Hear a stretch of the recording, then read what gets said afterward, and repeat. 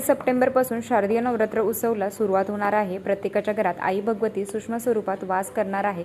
काही घरात घटस्थापना केली जाते, तर काही घरात फक्त मंगल कलशाची स्थापना केली जाते, तर काही घरात अखंड दिवा लावला जातो। प्रत्येक स्त्री आपापल्या जमेल त्या पद्धतीने आई भगवतीची सेवा करत असते। तर या नवरात्रीच्या कालावधीमध्ये कुळाचार अतिशय महत्त्वाचा येतो। त्याच्यामध्ये येतं तर देवीची ओटी भरणं, होम हवन करणं, कन्यापूजन करणं, या सगळ्या गोष्टीला अनन्यसाधारण महत्त्व आहे।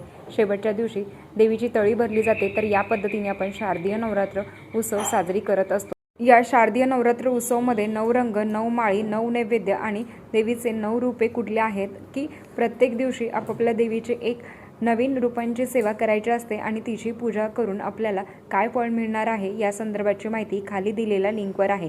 यंदा तिसरी माळ ही 2 दिवस असणार आहे आणि ललिता पंचमी ही 4थ्या माळीला आहे। आता ते कसं, तर या संदर्भातली माहिती खाली दिलेल्या लिंकवर आहे। तर तुम्ही सुद्धा बघा, जास्तीत जास्त आई भगवतीची सेवा करण्याचा प्रयत्न करा, कारण शारदीय नवरात्र उत्सवाच्या कालावधीमध्ये आपल्याला आई भगवतीची जास्तीत जास्त सेवा करण्याची संधी मिळत असते। तर प्रत्येक स्त्रीने प्रत्येकाने ही बघा सेवा करण्याचं भाग्य आपल्या पदरी नक्की पाडावं। धन्यवाद। श्री स्वामी समर्थ।